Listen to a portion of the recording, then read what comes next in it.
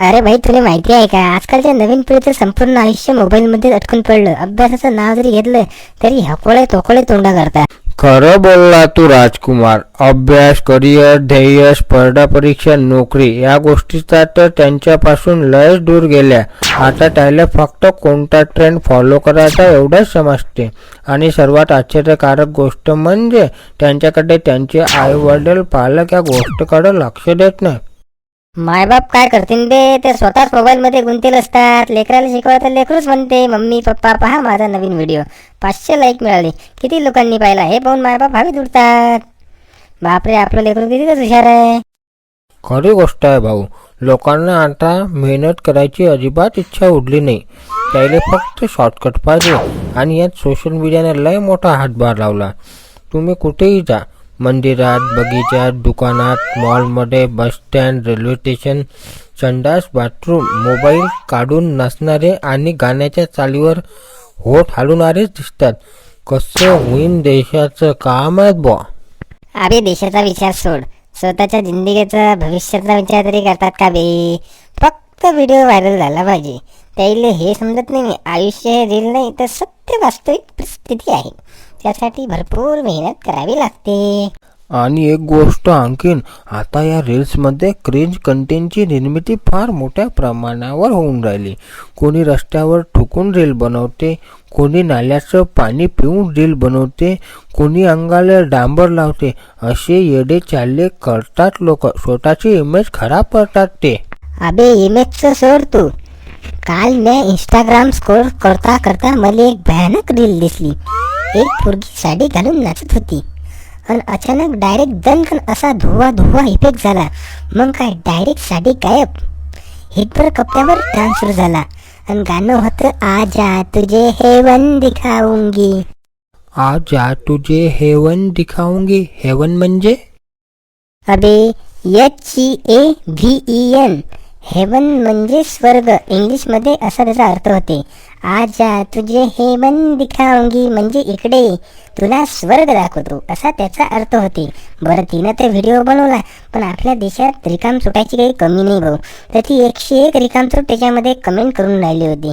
त्याच्यातला एक जण म्हणे, मैं तो कब से हेवन का तिकीट रिजर्वेशन करके बैठा हूँ. एक जण म्हणे, कब आऊ देखने को. मग मी म्हटलं, हे भाई एवढे रिकामचोट आहेत कोण.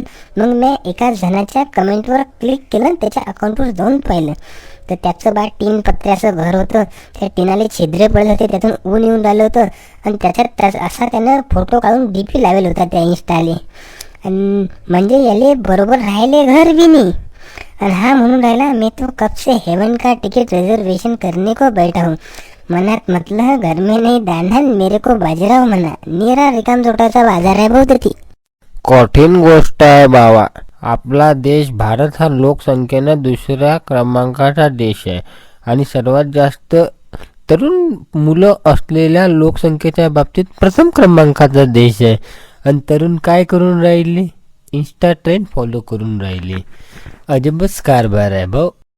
अबे आजची पिढी कुकडे चालली, काहीच कोणाला समजून नाही राहिलं बा. काल शाळा सुटली होती माझ्या घराबाजूची. मी चौकातून चाललो होतो तर काही विद्यार्थी पुढे जात होते रस्त्यानं. मग मी त्यांच्यासोबत बोललो. मग त्याच्या पुढे काय झालं? What happen the next? मग मी त्याला विचारलं, त्यातल्या एका जणाले, की तुझे स्वप्न काय आहे, ध्येय काय आहे. तर त्यातील एक जण म्हणे, माझे इंस्टाग्राम अकाउंट व्हेरीफाईड झालं पाहिजे ब्ल्यू टिक सहित, 1 मिलियन फॉलोअर्स सहित, तेही फुकतात. मी म्हटलं बापा रे. एक जण म्हणे, मला बिग बॉस मध्ये जायचं आहे. मी म्हटलं ओरे मोडला. आणि एक जण ते अजबच म्हणे, तो म्हणे मला व्लॉग चॅनल बनवून संपूर्ण भारत जग हिंडायचं आहे आणि नंबर 1चा ब्लॉगर बनायचं आहे, व्लॉगिंग. मी म्हटलं बापा, याचा व्हायचं असताना आम्हाला फक्त एकच व्लॉगर माहीत होता, तो म्हणजे कोलंबस. त्यानं सारा जग घुमला, भारताच्या किनाऱ्यावर आला, बस. बाकी दुसरं आम्हाला काहीच माहीत नव्हतं. अरे घ्या, एकाचं एक धड उत्तर नाही. काय कोणी कुकळला सांगून राहिलं. अबे त्याच्या ह्या गोष्टी ऐकून तर माझ्या डोक्याला हातच लावला. मी त्याच्यातल्या सगळ्याला विचारलं, तुमच्यात कोणाला डॉक्टर, वकील, इंजिनियर, सायंटिस्ट, इन्स्पेक्टर, कलेक्टर, लेखक, संशोधक, बिझनेसमॅन, अकाउंटंट असं काही बनायचं नाही का? तर पोट्टे बोलले, ते व्हायला मोठं व्हावं लागते, शिकावं लागते, मेहनत करावी लागते. पण सोशल मीडियात व्हायरल झालं की माणूस रातोरात स्टार बनते. आत्ताच अबे कायचा रातोरात स्टार बनते, धूमकेतू बनते, ज्याले फक्त लोक हसतात आणि 4 दिवसानंतर भुलून जातात. कोणी विचारत पण नाही. आणि आता तर आणखीन एक गोष्ट होणार आहे. पुढे जी पिढी येणार आहे ना नवीन, आता जी लहान आहे ती तर आणखीनच मोबाईलची फुल टू ॲडिक्टेड होणार आहे. म्हणजे अति त्याच्या आहारी जाणारी पिढी होणार आहे. त्याची सुरुवातच जन्म झाल्यापासून चुकीची झाली. म्हणजे कसं, मला काही समजलं नाही. अरे जे 5-6 महिन्याचे लेकर आहेत ना, त्याचे मायबाप स्वतःच मोबाईल पाहतात. त्यांचे लहान लेकरं असते ना, त्याच्या डोळ्यासमोर बी मोबाईल लावून देतात. नानी तेरे मोरने को मोर ले गए असे गाणे लावून त्याच्या डोळ्यासमोर धरतात. बाळ रडायला लागलं की गाणं लावून देतात. एक मोठा हाती घुमने चला, मकड़ी के जाल में फंस गया. आता एवढ्या लहान बाळापासून जर व्हिडिओ बघणारी ऑडियन्स तयार झाली तर मग पुढे काय होईल काय माहित बाप. अबे लय अजब गजब जमाना झाला. लोक काय करतील याचा काहीच नेम नाही. पागल झालं भाऊ मोबाईल पाय. लोकायला खाणं पिणं पण सुचत नाही त्या मोबाईलसाठी. निरा नाम फक्त मोबाईलच पाहत बसतात. ले पागल झाले ना रे बापा त्या रील ताई. हे तर काहीच नाही. मी एक व्हिडिओ पाहिला होता. मागं असं एक बॅकग्राऊंडला गाणं चालू होतं. एका पोरीनं अशी रील बनवली ती. तिनं काय केलं, मागं बॅकग्राऊंडला गाणं चालू होतं. तिनं माठातून एक गिल्लास पाणी काढलं आणि पेलं. काहीच नाही, फक्त 15-20 सेकंदाची रील बनवली होती. त्या रीलमध्ये काहीच नव्हतं, पण त्याच्या खाली हजारो कमेंट होत्या. एवढे रिकामे आहेत लोक. त्यातला एक जण म्हणे की माठ कुठून घेतला, लिंक पाठवा. एक जण म्हणे पाणी गोळं आहे की खारं आहे. तर एक जण म्हणे नळाचं आहे की बोरिंगचं आहे.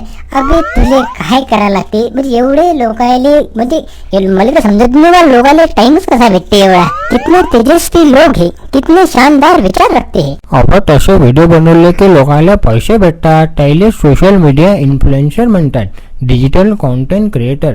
तसे केलं की मग त्याचे फॉलोअर्स वाढतात. मग ब्रँड कोलॅबोरेशन, स्पॉन्सरशिप, नवीन ठिकाणी ओपनिंग, पेड प्रमोशन, लय काय मार्गाने पैसे कमवतात. म्हणून लोक असे व्हिडिओ बनवत राहत असतात. आपली सोशल मीडियावरची जी ग्रीप असते ती स्ट्रॉंग ठेवतात. हा त्यातलाच एक प्रकार असते. म्हणून काही ना काही मिनिटाला व्हिडिओ टाकत राहतात.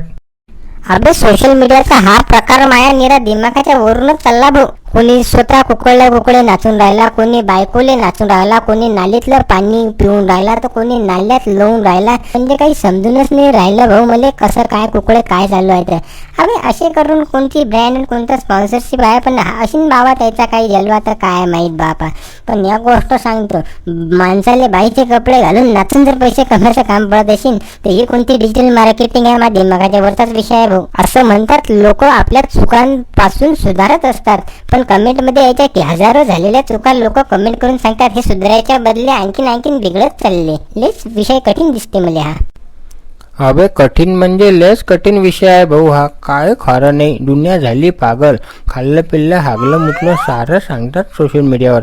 काही प्रश्न राहिलंच नाही. घरातल्या साऱ्या गोष्टी सांगतात. हॅशटॅग खुली किताब है जिंदगी मेरी. जाऊ दे, ज्याची त्याची जिंदगी आहे भाऊ. आपल्याला काहीच करायला लागत नाही. आयुष्य हे एकदाच भेटत असते. मन भरून जगा, जसं पाहिजे तसं जगा. फक्त सर्वात शेवटी आखरी जाताना एवढंच सांगेन की जेव्हा आयुष्यातील कर्तृत्वाचा, जोशाचा, उमेदीचा, तारुण्याचा, महत्वाचा वेळ निघून जाईल ना, तेव्हा रील, सोशल मीडिया हे सर्व मनातून निघून जाईल. मग फक्त शेवटी एकच रील्स, व्हॉट्सअप स्टेटस सारं बंद. एकच कॉल उठून ठेवा लागेल, मेरा जीवन कोरा कागज कोरा ही रह गया, जो लिखा था आंसुओं के संग बह गया. तर मित्रांनो, हा व्हिडिओ आवडला असेल तर लाईक करा. खूपच जास्त आवडला असेल तर सबस्क्राईब करा. अति जास्त आवडला असेल तर शेअर करा. आणि आवडला नसेल तर का नाही आवडला म्हणून कमेंट करा. परत भेटूया एका नव्या व्हिडिओमध्ये. तोपर्यंत ओळख राहू द्या.